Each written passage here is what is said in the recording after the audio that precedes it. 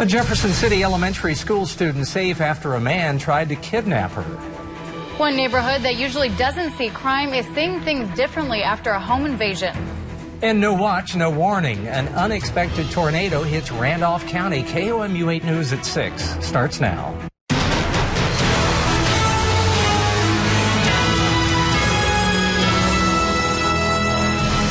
Jefferson City police are looking for a man who tried to abduct a child outside West Elementary School. Good evening, everyone. I'm Jim Reek. And I'm Tyler Emery. Thanks for joining us. The student says she was on her way to school in the Hazelton Allen Drive area when a man grabbed her off her bicycle. The man tried to pull her into his truck. She is safe. She was able to get away and get to school. Parents, understandably, are concerned.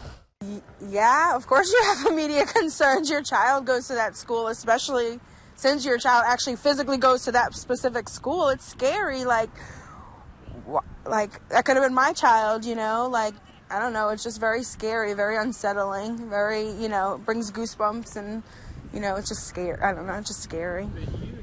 Officers are looking for a white man in his 30s with scruffy brown hair, crooked teeth, and driving a four-door bright red pickup truck. Randolph County got hit by a surprise EF1 tornado. It happened about this time last night. Here's a look at Sky 8 footage shot this afternoon. As many as 24 buildings were damaged. There were 2 injuries. Randolph County was not under a tornado watch or warning at the time. Kenton is here now to explain what all happened 24 hours ago in Randolph County. Yeah, so you mentioned that there wasn't a tornado watch, there wasn't a tornado warning. There was a thunderstorm warning on the system. We had thunderstorm watches out as well. And if we look at the specifics of this tornado here, I have a graphic for us. And you can see that it was an 11-mile path for this tornado to take. It had a length of about 11.2 miles there. 100-mile-per-hour winds were the max that we saw with the system in the preliminary reports from the National Weather Service. Its max width was 30 yards, and you can see exactly where it went there, just to the south of Renwick after starting off in Higbee. And again, there were 2 injuries with this system, but I think it goes to show that just because it's a thunderstorm warning and not a tornado warning doesn't mean we can't take it seriously. Again, 60-mile-per-hour winds is what that was warned for. That's definitely a serious situation. Its ground speed had to be pretty fast because it traveled 11 miles in 15 minutes, so it was moving along pretty quickly. Oh yeah, and the entire system did, for sure. It was a fast-moving system. Right. Kenton, thank you very much. And speaking of which, destruction, debris, and helpful neighbors, that's the story in Randolph County at this hour, 24 hours after the storm. KOMU 8 Sydney Olson is live in Renwick with a look around. The tornado destroyed one building in Higbee and a home in Renwick. Now, the man who owns this home behind me was actually in it when the storm hit with some of his family. Luckily, none of them were severely injured. His property was destroyed and his truck was blown across his yard and across an entire field. He says his family did not have time to react to the storm or take shelter, but his granddaughters did warn them about the possible tornado. They were watching everything, you know, and then it started hailing, and so the hail was blowing into where they were at there, so they come running into the house, and they had no sooner got into the house than it hit. The tornado damaged around 6 homes and 20 buildings altogether in Randolph County. Now, Mr. Beamer tells me he plans on bulldozing this home and building a new one on the same property. Reporting live in Renwick, Sydney Olson, KOMU 8 News. There was also some storm damage in Miller County. Massive trees had been uprooted and telephone poles also had been damaged. The whole garage of one home is also destroyed. The couple living there came back home from dinner last night in disbelief. They had just finished putting up Christmas decorations Saturday with more than 20 inflatable balloons and ornaments and lights all around. Devastation. I mean, when we got home last night, we was like, there's no garage left.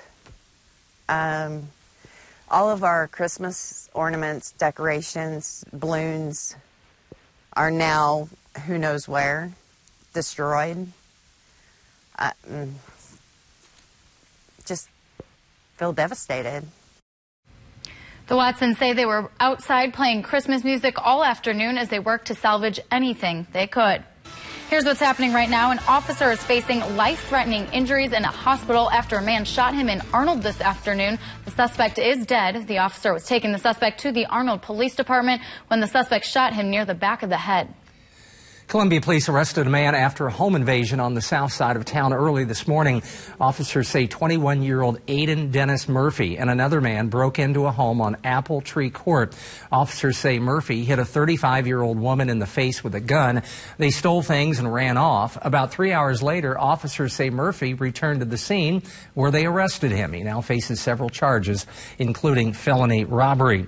Neighbors on Lock Lane in Columbia say crime doesn't ever seem to happen there. However, after a home invasion and a shooting, they're thinking differently. Neighbor Jane Domke says after 20 years living there, she always felt it was safe. Other neighbors agree. Domke says she now has a different mindset.